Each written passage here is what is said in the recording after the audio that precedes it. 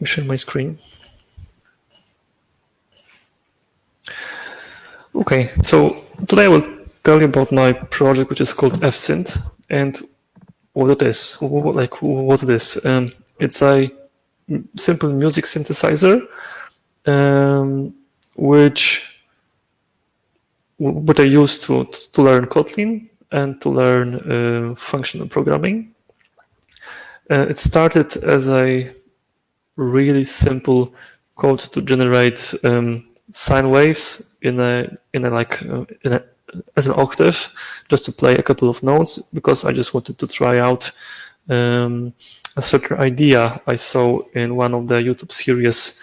There was a guy that was generating certain data with a program and piped it to a play Linux command line tool, and it suddenly made sound. So I found it quite interesting. That was a moment when I wrote this simple piece of code, and I heard some music. So the simple, one evening experiment turned out into a full-blown project I developed in my free time. As a quick demo, I'm not sure if you will hear the sound, but in general, we can define certain songs with a DSL, which I will present in a second. Let me just try to play it out. Maybe you will hear the sound. Not sure if you heard anything. I will try to add it in when mounting this recording.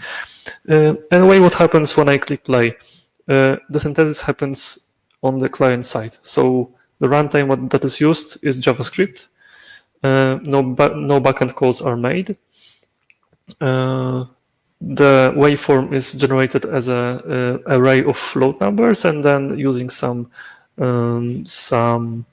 browser API, this is played back. I can also adjust certain parameters of the synthesis. I'm not sure if you can hear this, so I will just leave it to you. Maybe you will want to play with this after the meeting. And also, apart from this JavaScript platform, this project provides versions for JVM as a CLI, also for Android. And I'm planning to experiment with native binaries, because Kotlin also has this native target. So that will be the general idea. And now I will show you some interesting pieces. So the songs are defined by a Kotlin DSL. For those who don't know what a DSL is, it's basically about describing a certain concept, for example, data structure, using Kotlin's features like functions, and it looks kind of like readable. It doesn't contain that much of a noise. That's why, for example, in Kotlin you can omit, you can present if the last parameter of a function is also a function, you can just omit, you can put this closing bracket before this parameter, and that's why it looks kind of like a JSON at some places. So in this DSL, you can define multiple tracks. You can give them a separate volume. Each track has its own notes. For those of you who know a bit of a music theory, it looks probably quite familiar. And during the synthesis, this DSL is transformed into a set of data classes, and then the synthesis happens under the hood. So looking at what can be done with such object that is created with this song DSL, it returns a type song, which contains that just what you saw.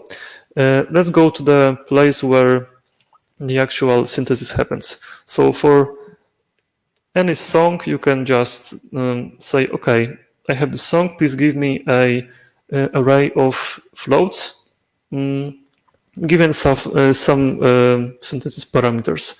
And that's where the Kotlin multi-platform feature really shines, because the whole logic of synthesis doesn't know anything about the platform like JVM or JavaScript. So if you consider an array of floats, it just isn't tied to any platform, right? That's why keeping this interface simple and not dependent on any platform, it was possible to put the whole logic as a common Kotlin code. So yeah, and now, for example, let's take a look at the web UI. So this is the piece which, like, this is the platform where I spent the most time working on. The web project has its entry point at main, and what happens there is I use React as a front-end framework. All you can see. Let me show it again. So this is the Material UI library, quite popular Google Material implementation for React. And here I create the top level component, which is called player. Inside this player, you can see some styles. You can see some loop that renders all the songs and the playback buttons, their titles, and so on. So it was actually cool to know that that in Kotlin, if you want to target the web platform, you don't have to use JavaScript or TypeScript. And I'm not saying that, for example, TypeScript is bad on its own. It's rather about using your knowledge. So if you, for example, come from JVM, and it's quite easy to learn Kotlin for a Java programmer, then you can reuse your knowledge of Kotlin to write, for example, front-end applications. And that's what happened in my case. I didn't have to learn all the queries of JavaScript, and I could make use of the safety of Kotlin also for front-end. So another interesting thing about this front-end platform is that whatever runs in the browser for a single tab is limited to a single thread. So at the very beginning, this UI was blocking. Whenever I pressed play button, it took even like 30 seconds for the synthesis to complete. And at that time, I couldn't do anything with these sliders, or I couldn't see any progress. It turned out that there's a mechanism in the JavaScript runtime called Webworkers, which can be understood as another thread where you can post some work, and it will asynchronously let you know about the results. So I just followed this idea. When you press play, you can see that the progress is updated every 10% during the song synthesis, and then the playback starts. So it was cool to know that we can use Webworkers API from Kotlin as well. Just a little note: I had to create a separate Gradle project that contains this worker logic. But the good thing is that I could still use this whole common synthesis logic because Kotlin supports sharing code between different modules. It doesn't matter whether it's used in JVM or JS or whatever else. So that's that. Another interesting part, really a minor thing but worth knowing. Kotlin encourages using functional programming approach, and you might be familiar with tail recursion, which is a functional alternative, sort of, to loops, or maybe instead of loops we could use the recursion, the standard one, but tail recursion lets you keep the stack usage in stack usage low. You don't have to create another stack frame each call. So you are not limited with the stack size when it comes to iterating through some longer list of elements. And it turned out that it works pretty well. In terms of runtime complexity, it's like almost as like a loop, but I found another problem. Kotlin doesn't have truly immutable, like deeply immutable and or persistent collections, as Marcin already mentioned. It means that in this implementation, the memory complexity is not linear; it's quadratic. With each iteration, a new list is created which has one more element than the previous iteration. To fix it, I could use some existing collections library. For example, for Java, there's such library, but fortunately, on the horizon we can see some immutable collections from the JetBrains company. It's currently in the incubator state.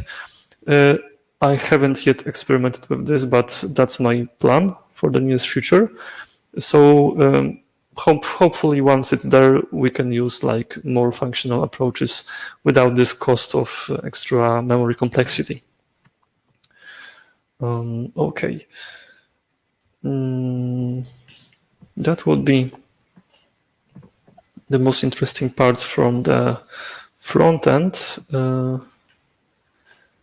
And now I would like to show you something about the unit testing. So when it comes to sound synthesis, you operate a lot on the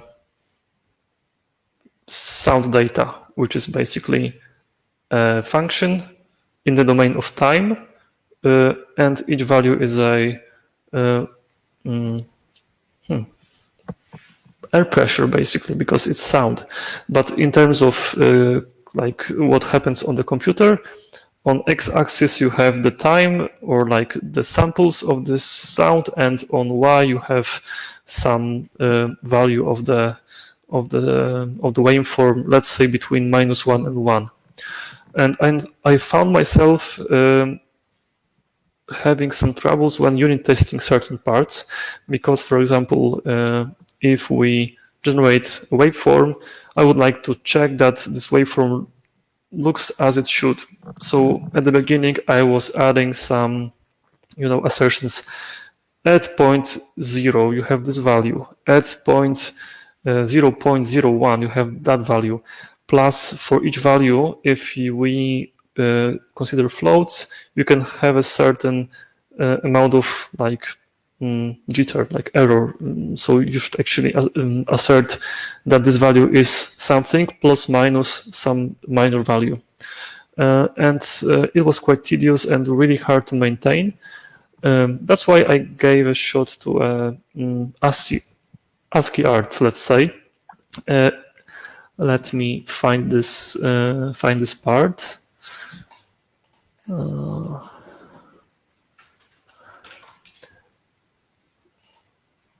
Okay, that may be not that pretty example.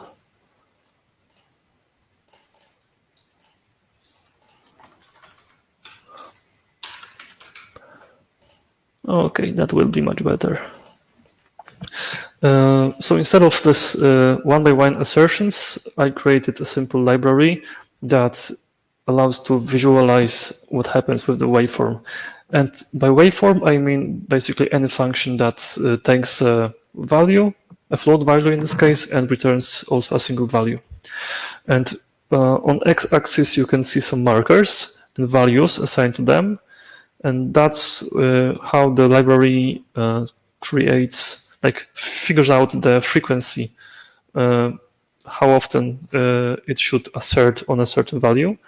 And on y-axis, you can see, of course, the range where I want to test the values, but different characters here, like capital I or capital X or small I, are here to either assert like strictly on a given value, and that's what X means. So for example, this character here means that at value of 3, I want to have a value of 0.25 exactly, like without any tolerance.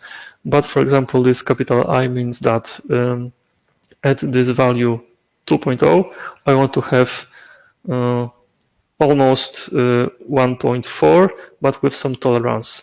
And this tolerance is calculated using this difference between each line in the code.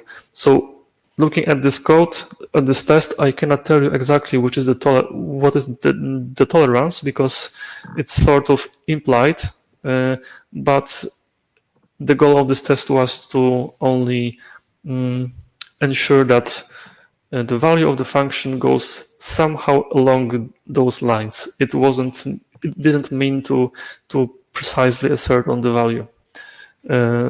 So you can always extend this visualization vertically or horizontally if you want to make any more precise assertions.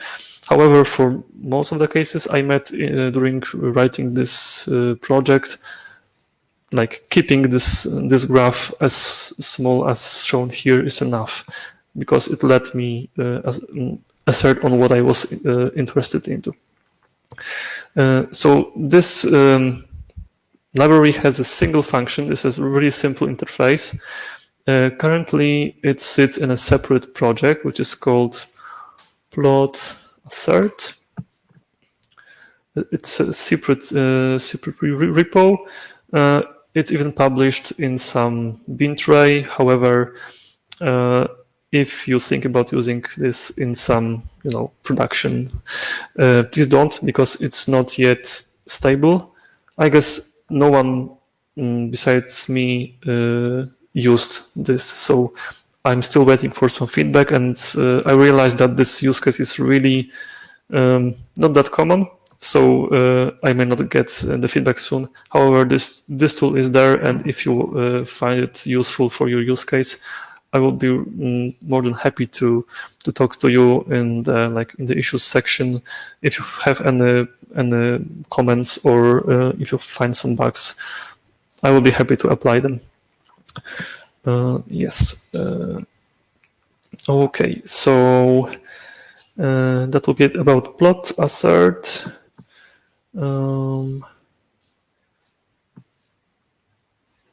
Let me quickly skim. Okay, so some minor parts. So I'm trying to keep this project as Kotlin as possible, about like a bit pure approach, just to check how far I can push this Kotlin idea, because it's kind of general purpose language, so we can always find it in the Gradle configuration. Gradle supports Kotlin like for, I guess, 2 years already. Also, if we come to generating HTML, because this React application has to be embedded in some HTML like entry point. Currently, there's this index.html file, but nothing stops us from writing this in Kotlin. So I'm planning just to give a shot to this Kotlin X HTML, which is a Kotlin DSL for creating type-safe HTML. You may wonder why. Because it gives you more power. You can reuse your knowledge from Kotlin HTML has its own limitations, either by design or just, you know, they came with time. But you have this possibility to generate HTML with Kotlin. Yeah. Okay. From the more interesting parts, I'm also planning to work on a library that is called, yeah, it already has a name, Kotlin MIDI. So I figured that describing the songs using this DSL is fun as long as you learn Kotlin. But in the longer run, I would like to describe them using something more casual, like MIDI format, because you have all of this tooling that you can just, you know, put notes on the screen or even scan some assemble, and it will just become digitalized music. So I'm planning to develop this MIDI parsing library. Of course, they already exist for Java and for JavaScript, but the goal here is to have a like common Kotlin library to parse Kotlin, to parse MIDI, and to transform it to some also like a data type of a song like we have here. And that's where it will be much easier to use, for example, this fsynth as a library in your game. Currently, it's just a standalone application, and to use it in some other project, you would have to adjust it yourself. But I'm also planning to release this fsynth as a library, which has this very interface as you saw here, and having this MIDI parsing support would be quite convenient, because the song will be created like from a MIDI, and that's why, for example, if you plan to write a Kotlin game and that is supposed to run on multiple platforms, and you, for example, are you kind of want to make this music sound like a synthesizer, or you don't have the game art, the actual game art, you can generate this music with this synthesizer. The idea sounds pretty cool, but it may be also save your time. Okay.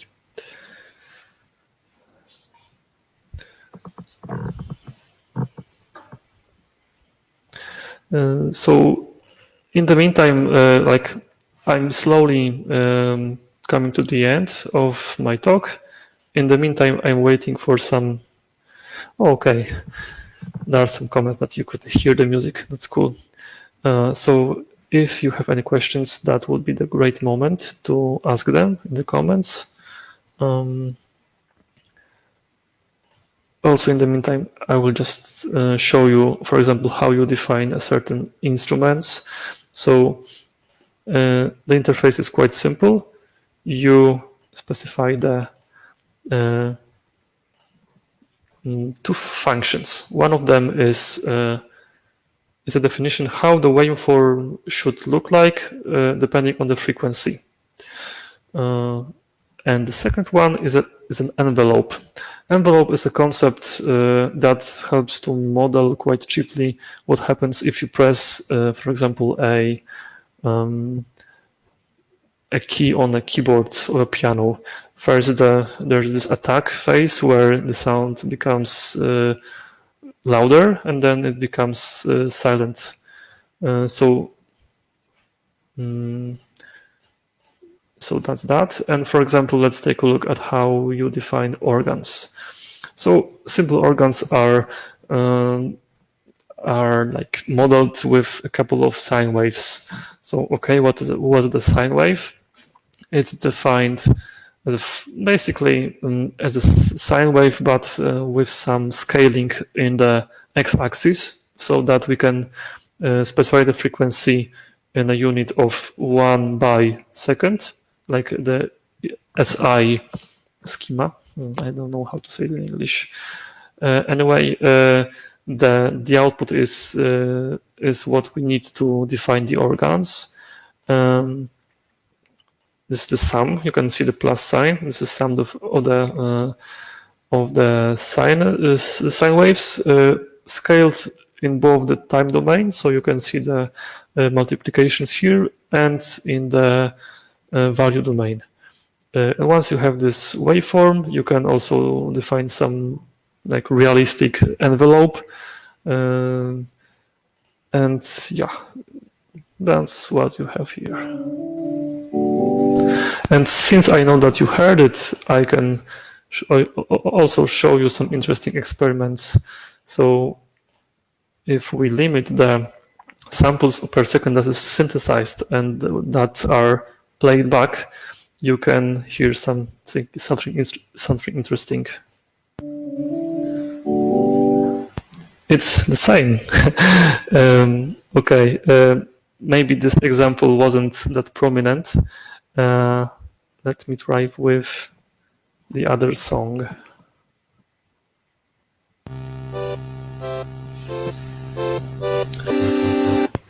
And if we go back to the original sample rate, you can see that the time needed to synthesize is longer, but so you could hear that the quality of the synthesis now is much better than when I had it at 0.25. It's because the number of samples per second, as you know, makes the quality much worse. Like, for example, in the old games from the 80s, the number of the resources to generate this the music in various games, for example, was really limited. That's why the creators used lower sample rate, and that's why it sounds that familiar to you. So actually, it's pretty easy to get that effect just by limiting the sample rate. And also, I was curious how it sounds like when you limit the bits per sample. So not in the time domain, but in the value domain. Let's set it to 3 bits, which means that instead of float, we have 2 to the power of 3 samples, which gives you 8 different values. And let's play it back. Okay, let me revert these.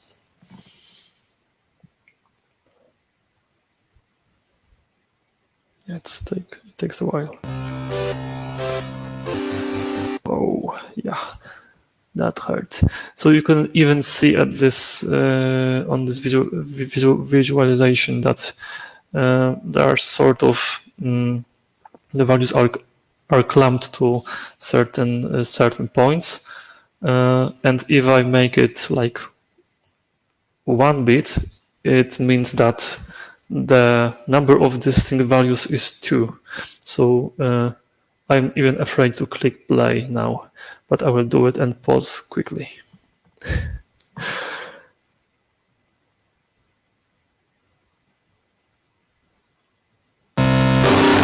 Sorry.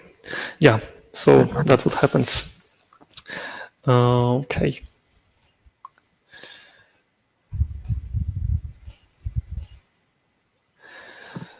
So that would be actually it for today, at least from my topic. Let me quickly see if you have any. Okay, there are some comments. Let me share it here. It's actually Tomasz here. Do you expect that you could use your MIDI library in a real-time setting? Let me think. So, given that you have some MIDI file, and you're asking if I could, in real time, I could load this file and play it back or parse it. I don't really get the question, because you're saying only about the MIDI, like parsing library, right? This Kotlin MIDI, not the fsynth. Okay, I'm waiting for some follow-up, if I get one. Anyway, I assume that you mean actually this fsynth, because it takes some time for it to synthesize this song. I haven't considered this yet. I focused solely on the correctness and having fun from programming this. As you could hear, as you could see during the synthesis, it's almost like x1 of the real time. So maybe I could even try it. But then the question is, what's the performance of the hardware that it runs on? So if the hardware allows, yes, it could be actually used in real time. The data would be buffered, and then you can use your framework to play it back from the buffer. Sure.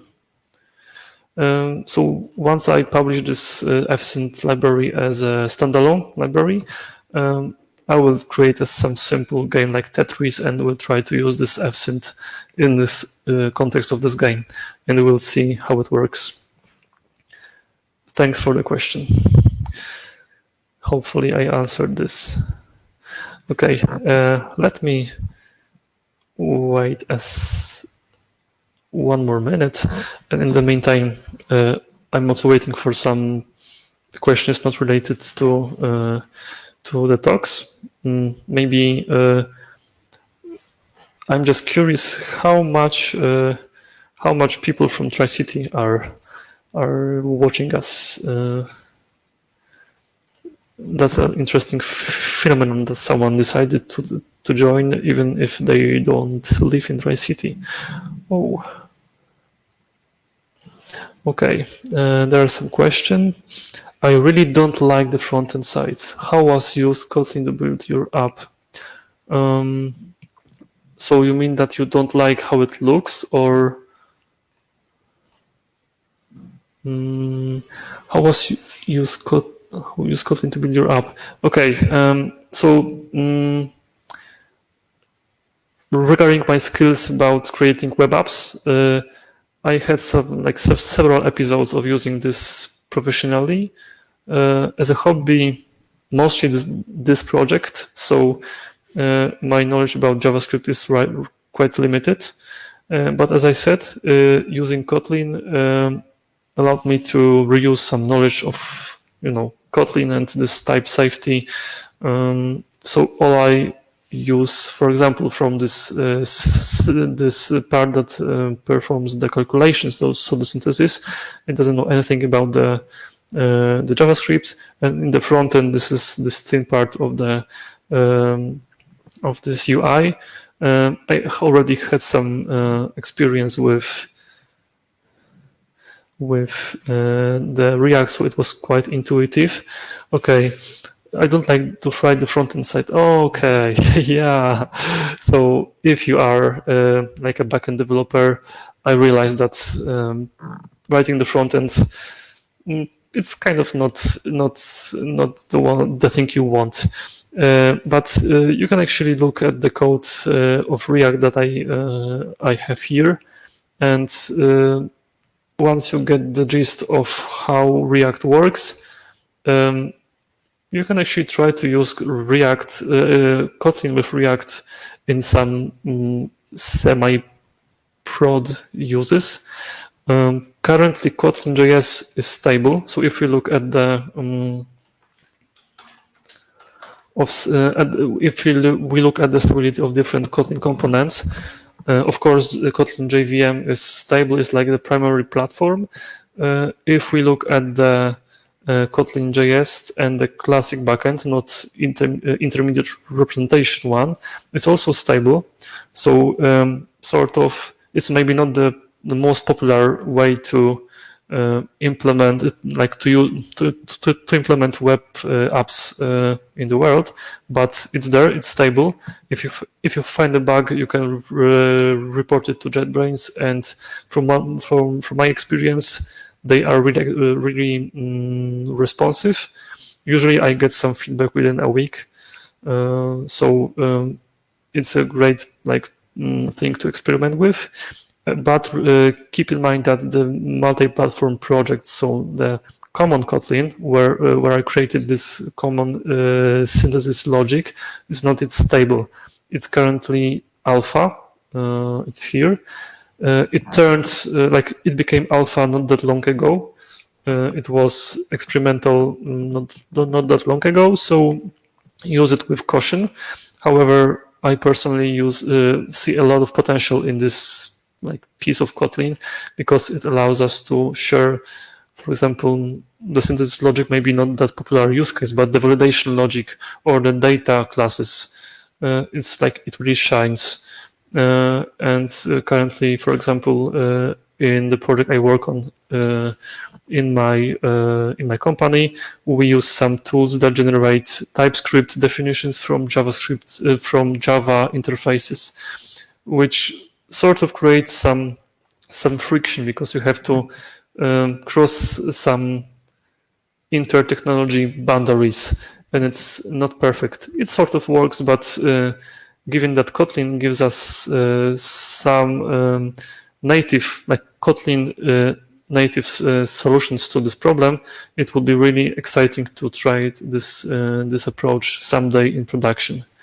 So hopefully these multi-platform projects will either become stable soon, or the risk, or someone will take the risk of using this in production. Yeah, that's my hope. Thanks a lot for the question. I hope that I addressed it properly. Okay, looking at the comments. Okay. I guess that's it for today. So thanks a lot for joining. I'm happy that this user group started. So having this meeting, this first meeting, was already much anticipated, not only by me, and hopefully we will meet also in person someday. And even not in person, I'm planning to broadcast all the meetings also that will happen in person. Broadcast plus keep some recordings of them on YouTube, so you will be able to see the content. Okay. Thanks a lot for today, and have a great evening. Bye.